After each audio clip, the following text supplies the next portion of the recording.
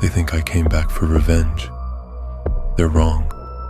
Revenge is small, desperate. It's what weak men chase when they can't control their rage. I didn't come back to chase anything. I came back because they reminded me of something I'd forgotten. What I was. What I'm capable of. What happens when you take the last thing from a man who's already lost everything? I'm John Wick, and I'm going to show you how to rise. When there's nothing left but ashes.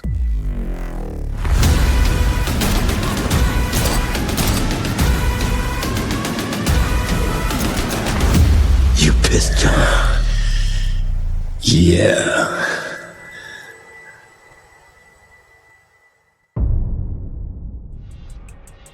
You want to know what nothing feels like?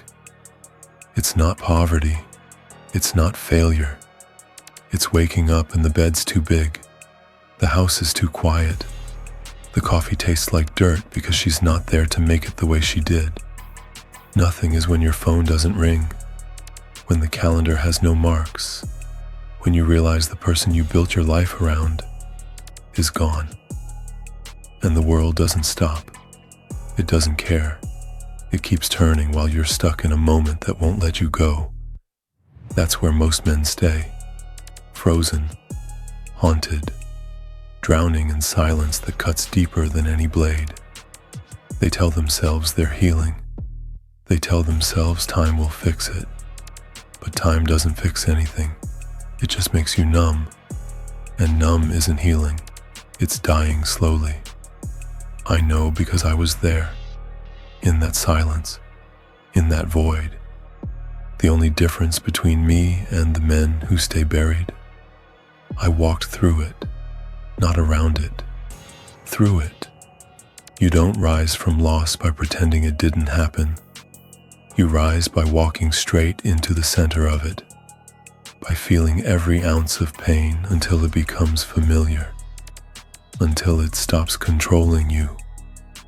That's the first truth they won't tell you. Grief doesn't make you weak. Avoiding it does. There's always something, one last thread connecting you to what was. For me, it was the dog. Not just a dog, a message, a purpose delivered from beyond the grave. She knew I'd need a reason to stay human, something to care for when I couldn't care for myself. That animal didn't just need me, I needed it. It was proof that something still mattered, that I wasn't completely hollow. And when they took that, when they broke into my house, stole my car, and killed the last piece of her she left behind, they didn't just cross a line, they erased it. See, you can take a lot from a man, his pride, his money, his past. But when you take the one thing that keeps him tethered to his humanity, you remind him what he really is underneath. Here's the lesson. The thing that saves you doesn't have to be big. It can be small, fragile, meaningless to everyone else. A photo, a letter, a promise you made. But when someone tries to take it, that's when you remember. You're not a victim. You're a weapon that chose to rust, and rust can be scraped off. There's a moment in every man's life when he makes a choice. Stay buried, or dig himself out. I made mine on my knees, in my basement, pulling up floorboards, the concrete, the sledgehammer, the case, everything I swore I'd never touch again. I didn't want this. I wanted peace. I wanted the quiet life she gave me. But they dragged me back. And once you're dragged back into the fire, you either burn or you become it. I chose fire, not out of anger, out of clarity. Because I realized something that night, staring at those guns, that suit, That past, I tried to bury. You can't outrun what you are. You can only decide what you do with it. Most men fear the point of no return. They think it's about losing control. It's not. It's about accepting what comes next, knowing the cost, paying it anyway. When I put on that suit, I wasn't the man she married anymore. I was the man she saved me from, and the world was about to remember why they feared that man.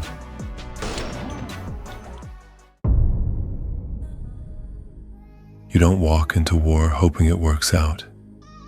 You walk in knowing every angle, every exit, every consequence. Amateurs rely on adrenaline. They think passion is enough. Professionals rely on preparation. I spent days before the first shot, checking weapons, testing reflexes, mapping routes, every gun cleaned, every round counted, every move rehearsed until it was muscle memory. Because here's the truth. The fight is won before it starts.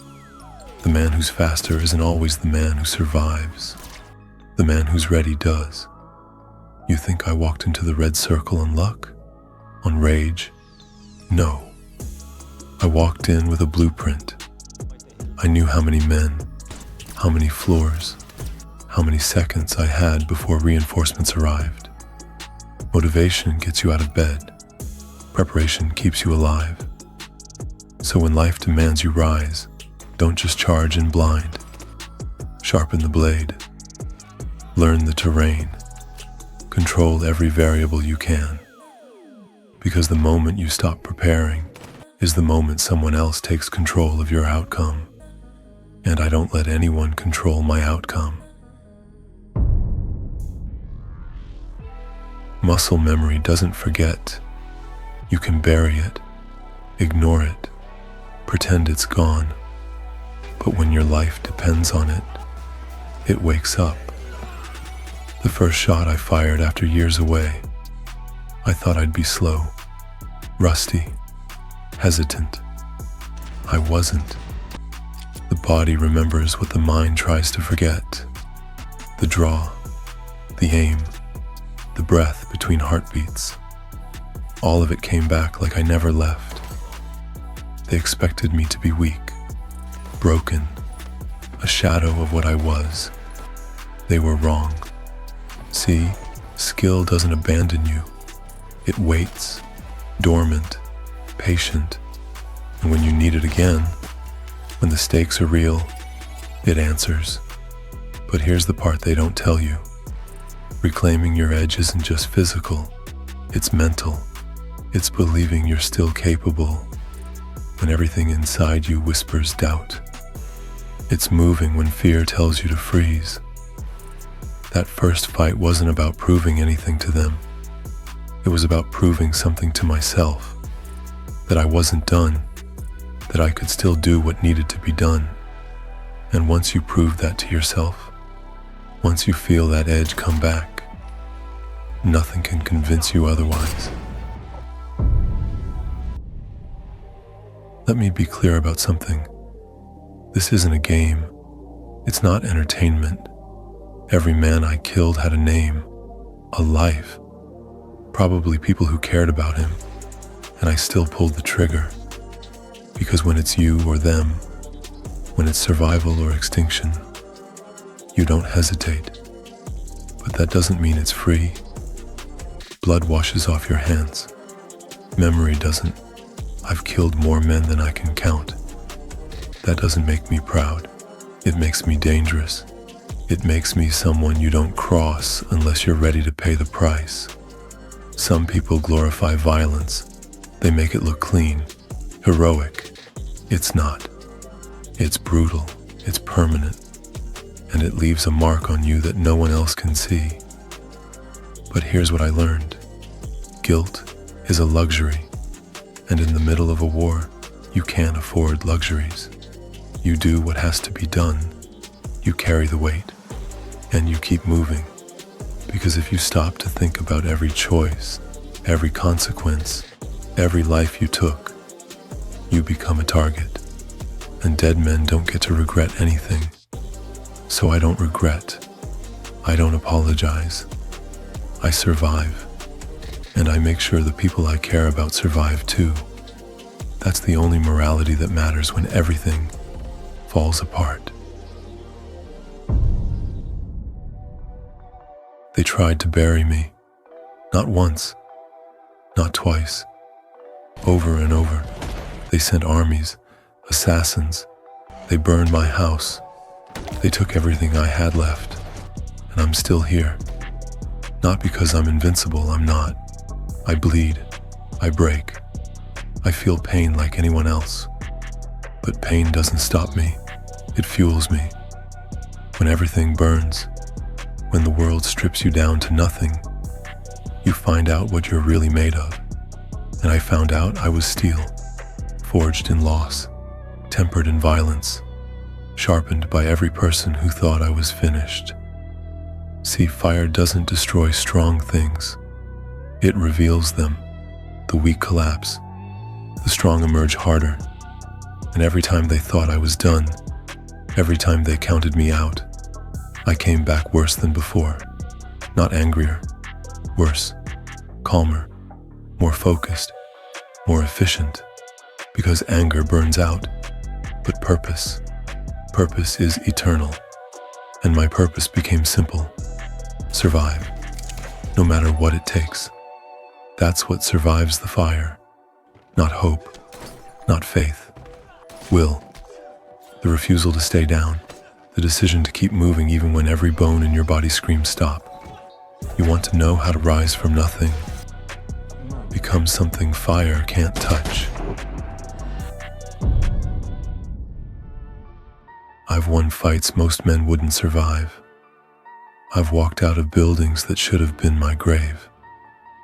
And every time, I don't celebrate. No champagne, no victory lap, no moment of relief. Because the moment you celebrate is the moment you get soft. The moment you think you're safe is the moment someone's already planning your end. I learned that the hard way. I thought I could retire. I thought I could walk away. And they came for me anyway. Because in this world, peace is a myth. It's something weak men sell you so you lower your guard. Real peace, it's not given.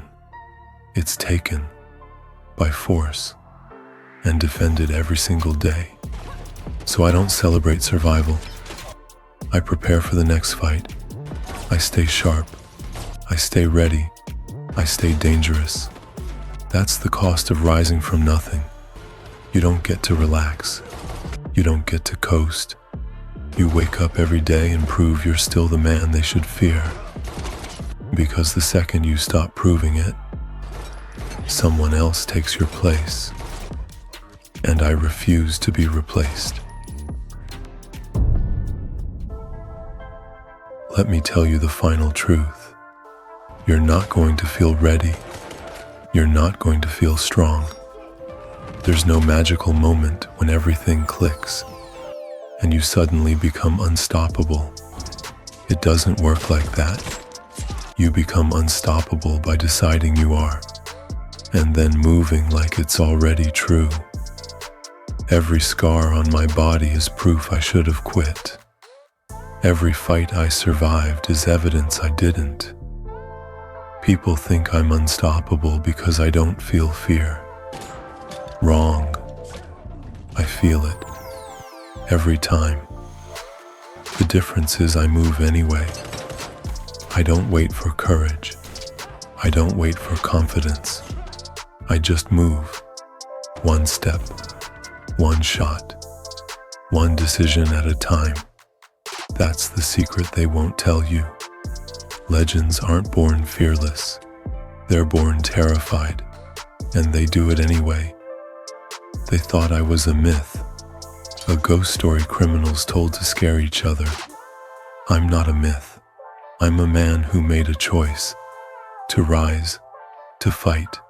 To survive. No matter the cost. And that choice That's what made me unstoppable. Not my skills, not my past, not even my reputation, my decision. And you have that same choice right now. Stay buried or dig your way out. You've lost something. We all have. Maybe it was a person, a dream, a version of yourself you'll never get back. And the world kept spinning like it didn't matter. But here's the question. Will you stay in that grave? Or will you dig your way out? Because rising from nothing isn't about being the strongest. It's about being the one who refuses to stay down. I'm John Wick, and I chose to rise. Now it's your turn.